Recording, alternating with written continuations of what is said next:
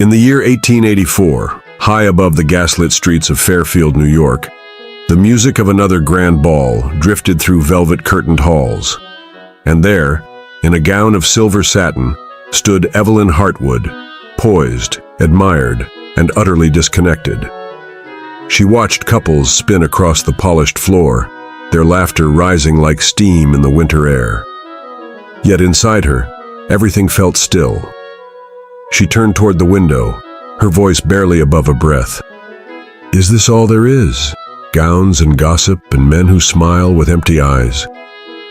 They called her the belle of every ball, praised her beauty, her grace, her charm. But Evelyn longed for more than champagne and suitors with practiced smiles. She longed for something real. And one morning in the back pages of the Fairfield Gazette, tucked between advertisements for fencing wire and sewing patterns, she found it. A short message, carefully worded, "Widowed rancher seeking a kind-hearted woman to help raise his daughter. Must possess resilience, good sense, and a heart for new beginnings. Aspen Hollow, Wyoming." Evelyn stared at the words for a long time. Then, as if answering a voice only she could hear, she whispered, "I'll write him. Tonight." And that was the moment she chose not comfort, but courage. Far from Fairfield's grand ballrooms, across prairies and under skies that never ended, Cole Rayner lived a life carved from silence and survival. His ranch stood just beyond the reach of Aspen Hollow, a modest place, built not for appearances, but for endurance. Cole had buried his wife 3 winters ago, and since then his days had been filled with work, not words. He was a man of habit, of early mornings and quiet meals, and at the center of that quiet world was Clara, 7 years old, thoughtful, and nearly silent. She spent her days with a pencil in hand, sketching in the margins of her memories, trees, horses, distant hills, and often, a woman with eyes soft as moonlight. Cole didn't speak of the past. He kept his grief like he kept his tools, orderly, tucked away, and always within reach. But his brother Eli had a different way of doing things. Restless, cheerful, always looking to fix what wasn't his to fix. "You need someone here," Eli said one morning, leaning on the rail. "Someone to talk to, before the dust starts talking back." Cole didn't answer. Not at first. But he didn't have to. Eli had already written the letter. When the reply came, the envelope was thick, the ink careful and graceful. Evelyn Hartwood. Cole read it twice, maybe 3 times. She spoke plainly, honestly. Not the words of someone desperate, but someone deliberate. She wrote, "I do not know ranch life, but I know the ache of feeling misplaced. I'm not running from anything. I'm reaching for something." Cole set the letter down. He stared at the wall for a long while. Then he picked up his pen. "Miss Hartwood," he wrote, "I have a ranch, a daughter, and more silence than most can stand. But if your heart is true, I'll keep writing." And from that first letter, something steady began to build, across miles, across pain, across time. The letters came like clockwork, ink on paper, week after week, softening the distance between them. Cole's words were brief, but thoughtful. He spoke of the land, of Clara's sketches, of the quiet that filled the evenings like snow falling in a still field. Evelyn responded with warmth. She described childhood memories, the smell of old books, the restlessness that came from being admired, but never truly seen. Over time, the space between them became less like a gap and more like a road, one they were building together, word by word. In secret, Evelyn began making plans. She traced train routes beneath candlelight, studying the winding path west. Each stop, each mile, marked not just distance, but possibility. Only one person knew the truth, her cousin Juliet, wild, loyal, and fiercely protective. "You're really going," Juliet whispered one evening as they watched the moon rise over the orchard. Evelyn nodded, I've lived every chapter they wrote for me. I think it's time I write one of my own." The escape came quietly. While the guests danced beneath chandeliers at her sister's debutante ball, Evelyn slipped into the night with nothing but a suitcase, a small pouch of letters, and her hope. She boarded the midnight train under a sky full of stars. As the engine hissed and the wheels began to turn, she looked out at the passing lights and whispered, "Please let him be real." The train let out a long sigh as it came to a stop in Aspen Hollow, a quiet town framed by distant ridgelines and land so wide it seemed untouched by time. Evelyn stepped down from the platform, her boots meeting earth instead of marble. The wind tugged gently at her coat, carrying the scent of pine and smoke. He was there, just as she imagined, and yet not. Cole Rayner stood tall at the edge of the crowd. Not polished, not smiling, but real. For a long moment they simply looked at each other. "You made it," he said, voice low but certain. "I said I would," she replied, her breath catching slightly in the cold air. Cole gave a nod, then motioned toward the wagon. "Clara's waiting." The ride to the ranch passed in quiet moments, wagon wheels turning over dirt, a horse's steady rhythm, the silence between strangers who'd once written each other every week. Clara sat in the back, half hidden beneath a wide bonnet. Her eyes were sharp, observant. She held a worn sketchbook in her lap, like it was the one thing she trusted. Evelyn offered a small smile. Clara looked at her, said nothing, and turned back to her drawings. The ranch came into view, weathered boards, a slanted porch, fences that bore the memory of long winters. It wasn't grand, but it stood strong.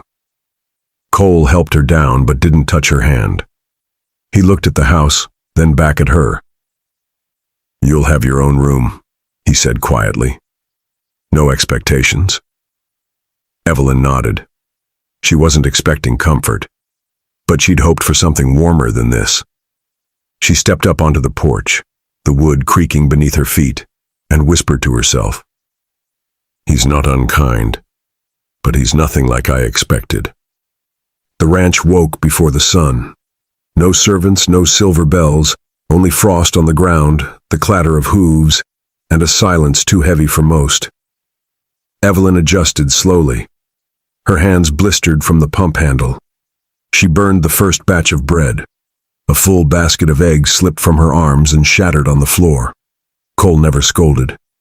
He only watched, then fixed what needed fixing. Clara remained quiet, always watching from the corners. She didn't laugh, didn't frown, just sketched, her pencil scraping gently in the quiet. Evelyn stopped trying to impress her.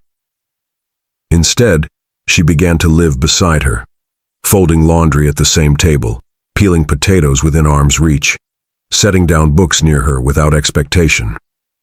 One evening, Evelyn spotted a drawing left behind, a figure of a woman beside a girl, walking through a field of wildflowers. The lines were careful, the space between them closing. She didn't mention it. She simply smiled and left the drawing exactly where she found it. Outside, the wind moved through the trees. In the quiet, Evelyn began to understand. Trust wasn't given here. It was built, slowly. That night, a storm gathered without warning. The sky dimmed to gray, then charcoal. Thunder rolled slow and steady across the hills. Evelyn sat alone in the parlor, mending a torn hem by firelight. The walls creaked with the rising wind. Rain began to fall in steady, insistent drops. Then she heard it, the light sound of footsteps, hesitant. Clara stood in the hallway, sketchbook in hand, shoulders tight beneath her nightgown.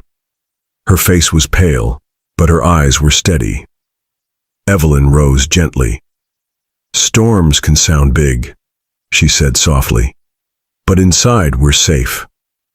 Would you like to sit with me?"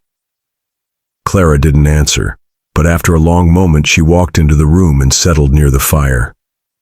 Evelyn told a story, not from a book, but from memory, about a girl who followed the wind until she found a place that made it quiet. Halfway through, Clara leaned against her, a quiet, instinctive movement. She didn't speak. She didn't need to. From the hallway, Cole stood watching. He didn't move. He only listened to the warmth in Evelyn's voice and watched his daughter, not afraid. Later, after Clara had fallen asleep on the rug, Evelyn draped a blanket over her small frame. Cole stepped closer, the fire casting shadows across his face. "Thank you," he said, the first words he'd spoken to her all day. Evelyn nodded, her voice barely above a whisper. "She's extraordinary." Cole didn't disagree. He simply stood beside her as the storm passed, and something new began to take root in the quiet between them. The storm passed in the night, and by morning, the world was still. The grass glistened with dew. The air carried the scent of wet soil and wood smoke. Inside the house, Clara was still curled by the hearth, a blanket draped over her, her sketchbook nestled beside her like a second heartbeat.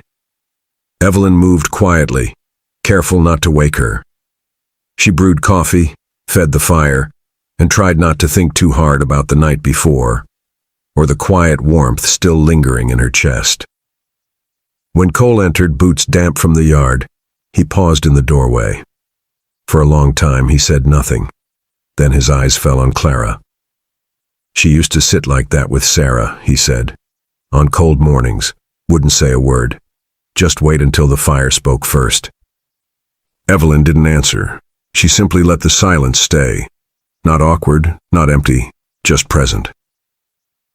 "She's finding her way back," she said finally. "And so are you." Cole turned, met her gaze. His expression was softer than before. "I didn't know if that was possible," he said. "But lately, I think maybe it is." They didn't speak much after that. They didn't need to. That morning wasn't about words. It was about what had quietly begun. The slow, patient rebuilding of something lost. That evening the fire crackled low. Clara was asleep, her sketchbook tucked beneath her arm. The house, as always, was quiet. But tonight, it felt like it was listening. Evelyn sat near the fire, her hands folded in her lap. Cole entered, took a slow breath, and crossed the room. He sat beside her, not close, but close enough. "When Sarah died," he said, "it felt like everything turned to stone. I kept thinking if I didn't talk about it, the grief wouldn't spread." Evelyn didn't interrupt. She let the words come as slowly as they needed to. "I buried her, raised Clara, worked this land. And I convinced myself that was enough. That love was something I didn't get twice." His voice broke slightly. He looked down, then up. "And then your letters came, and I realized I wasn't done feeling. I'd just forgotten how." Evelyn reached for his hand, not because she had to, but because she wanted him to know he wasn't alone. "I didn't come to fill someone else's place," she said. "I came to find my own."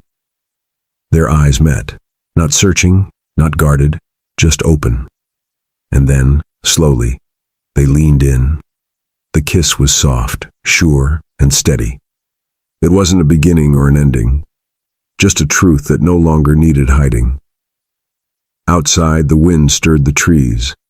Inside, two people finally allowed themselves to stay still, together. The days that followed were quiet, but different, lighter. Clara began drawing in the kitchen while Evelyn cooked nearby, her pencil moving more freely than before. Cole built a swing out near the old elm tree. He didn't say who it was for, but when Clara ran to it and smiled, no one asked. One morning, Clara showed Evelyn a new sketch, the three of them standing beneath the tree, hands touching, eyes bright. It was the first time she'd drawn herself smiling. Evelyn touched the page and looked at her. "It's beautiful." Clara hesitated. then spoke for the first time since they'd met. "Can you stay?"